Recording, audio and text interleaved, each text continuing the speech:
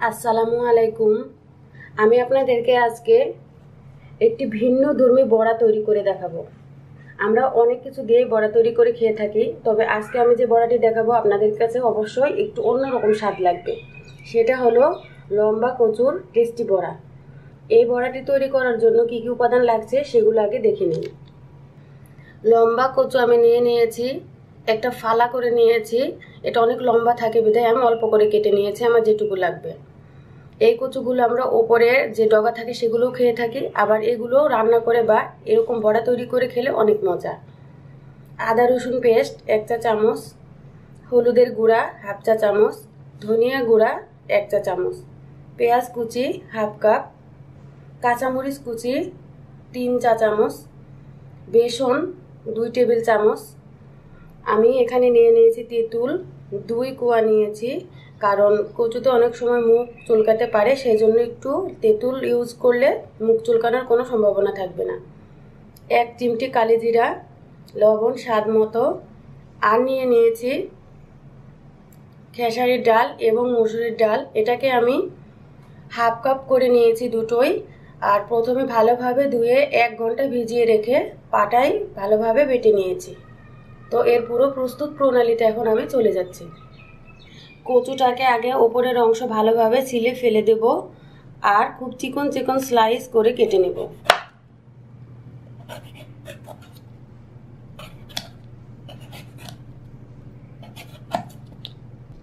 এই দেখুন, এটাকে আমি পরিষ্কারভাবে ছিলে নিয়েছি। এখন খোসাগুলো সরিয়ে দিয়ে এটাকে কেটে নেব। প্রথমে এভাবে গোলাকৃতি স্লাইস করে নিব। একটু পাতলা করার চেষ্টা করতে হবে। চাকু দিয়ে না করে আপনারা এটা বটি দিয়েও করতে পারেন, বটি দিয়েও খুব ভালোভাবে হবে, কোনো সমস্যা নেই। এখন এটাকে এভাবে ঠিক পেঁয়াজ যেভাবে কুচি করেছি চিকন চিকন স্লাইস করে নিচ্ছি।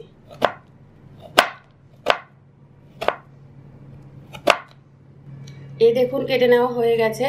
এখন আমি এই কচুগুলোকে একটা পাত্রে তুলে নিচ্ছি, আর এটাকে একটু ভাপ দিয়ে নেব, অল্প একটু সিদ্ধ করে নেব, যেন এটা মুখ ধরা থেকে আমরা বাঁচি। ভাপ দিয়ে পানিটুকু ফেলে দিলে ইনশাল্লাহ আপনাদের মুখ চুলকাবে না। আর একটু সিদ্ধ হয়ে গেলে বড়াটা খেতে অনেক মজা লাগবে, নরম হবে। চুলায় চলে যাচ্ছে এটা সিদ্ধ করে নেওয়ার জন্য। পাত্রটি চুলায় বসিয়ে দিয়ে চুলাটি জ্বালিয়ে দিয়েছি, আর এর মধ্যে আমি প্রয়োজনীয় পানি ঢেলে দিয়েছি। খুব বেশি পানি নেওয়ার দরকার নেই, এটা একটু ডুবু ডুবু হলেই হয়ে যাবে। এখন আমি এটাকে ঢেকে দিয়ে সিদ্ধ করে নেব 5 মিনিট। খেয়াল রাখতে হবে পানি কম হলে কিন্তু নিচে লেগে যাবে, খুব জোরে চুলাটা দিবেন না। আর এই কচুগুলো কেটে নেওয়ার সময় হাতে একটু তেল ইউজ করে নেবেন, তাহলে কিন্তু হাতটা চুলকাবে না, ভালোভাবে আপনি কেটে নিতে পারবেন। এই দেখুন, কচুটা আমার হাফ সিদ্ধ করে নেওয়া হয়ে গেছে, কালারটা একটু চেঞ্জ হয়ে গেছে। এখন আমি এটাকে নামিয়ে নিব এবং এক্সট্রা পানিটাকে ঝরিয়ে নিয়ে একটু ঠান্ডা করে বড়ার মধ্যে দেওয়ার জন্য রেডি করব। আমি ডালগুলো বেটে নিয়েছি, সেই বোলের মধ্যে এখন সব উপাদান দিয়ে আস্তে আস্তে মিক্স করে নেব। প্রথমে দিয়ে দিচ্ছি সিদ্ধ কচুগুলো। সিদ্ধ করার পরে হাত দিয়ে একটু চিপে নেবেন, কারণ ভিতরে পানি চলে যায়।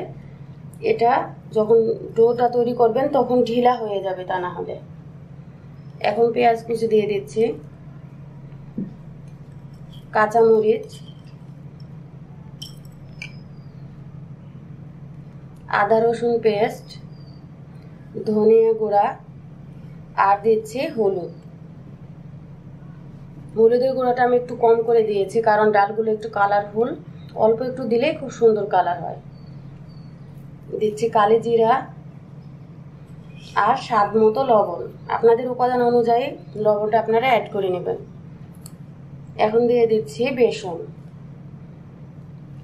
বেসনটা দেওয়ার একটা রিজন হলো, এই বড়া তৈরি করার জন্য যখন আমি এই মিশ্রণটি তৈরি করব তখন একটু যদি ঢিলা ঢিলা হয়, তাহলে বেসনটা দিলে একটু টাইট হবে, আপনার ফ্রেমটা তৈরি করতে সুবিধা হবে, আর টেস্টটাও ভালো লাগবে।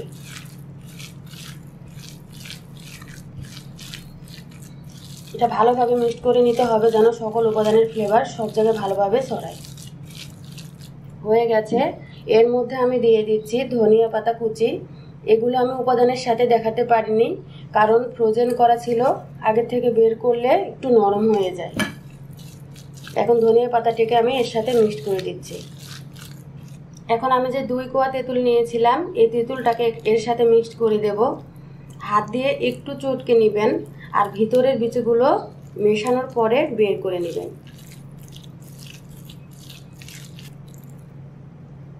বিচিগুলো বের করে ফেলছি, তা না হলে কিন্তু বড়া তৈরি করার পরে এটা মুখে নিচে পড়লে দাঁতে বেড়ে যাবে, ভালো লাগবে না।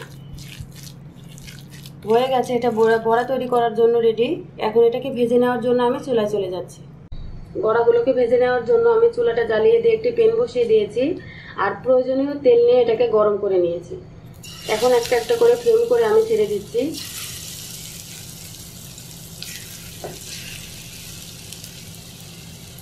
খুবই গোলাকার বা একেবারেই ভালোভাবে মোলায়েম ফ্লেম না করলেও চলবে। বড়াগুলো একটু এবড়ো থেবড়োই হয়, তাহলে কিন্তু দেখতে ভালো লাগে, একটা আলাদা লুক আসে। অল্প তেলেই ভাজা হয়ে যাবে। স্বাস্থ্যসম্মত এবং খুবই হেলদি এই রেসিপিটা আপনারা বাসায় ট্রাই করবেন। বিকেলের নাস্তায় বা আমরা রমজান মাসে যখন বিভিন্ন ইফতারি করি তার মধ্যেও কিন্তু এই আইটেমটা আমরা করতে পারি। আর বছরের যে কোনো সময় আপনারা এটা তৈরি করে খেতে পারেন, খুবই মজা পাবেন। যদি ভালো লাগে তাহলে প্লিজ আমার চ্যানেলটি সাবস্ক্রাইব করবেন। এটাকে আমি একটু নাড়াচাড়া করে দিচ্ছি আর নিচের অংশটা লাল হয়ে ভাজা ভাজা হয়ে গেছে, সেই জন্য এটাকে আমি উল্টে দেব।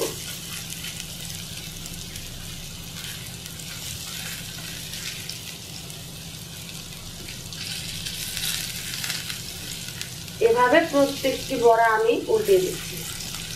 উল্টিয়ে নিয়েছি। এখন এটাকে আমি মিডিয়ামে চেয়ে কম আছে 3 থেকে 4 মিনিট ভেজে নেব। আর দেখবো যেন নিচে পুড়ে না লাগে, তাহলে কিন্তু এর স্বাদটা নষ্ট হয়ে যাবে। এই দেখুন, বড়াগুলো আমার খুব ভালোভাবে ভেজে নেওয়া হয়ে গেছে। খুব সুন্দর একটা লবণীয় কালার এসেছে। এখন আপনাদের প্রশ্ন থাকতে পারে যে সাইড দিয়ে কাঁচা থেকে যাবে, আপু আপনি কম তেলে ভেজেছেন। সেটাও আমি বলে দিচ্ছি, আপনারা ভাজার সময় বড়াগুলোকে একটু এভাবে করে দিবেন, কাট করে দিবেন, তাহলে কিন্তু সাইডের গুলো খুব ভালোভাবে ভাজা ভাজা সিদ্ধ হয়ে যাবে। আর অবশ্যই আপনারা একটু সময় নিয়ে ভেজে নেবেন, তাহলে কিন্তু ভিতরে কাঁচা থাকার কোনো প্রশ্নই ওঠে না। ভিতরে ভাজা ভাজা হয়ে যাবে, সিদ্ধ হয়ে যাবে। আমারগুলো প্রায় হয়ে গেছে। আমি আর একটু সময় একটু লো আঁচে রেখে আপনাদেরকে প্রেজেন্ট করে দেখাবো। প্রিয় দর্শক, আমার বড়াগুলো ভেজে নেওয়া হয়ে গেছে। এখন এটা পুরোপুরি পরিবেশনের জন্য রেডি। এগুলোকে আমি একটা টিস্যুযুক্ত প্লেটের উপরে তুলে নিচ্ছি।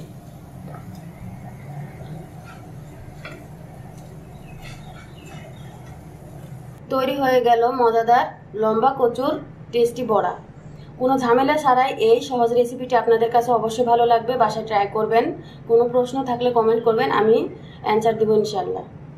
আপনাদের কাছ থেকে বিদায় নিচ্ছি। ভিডিওটি দেখার জন্য আপনাদের সবাইকে ধন্যবাদ জানাচ্ছি।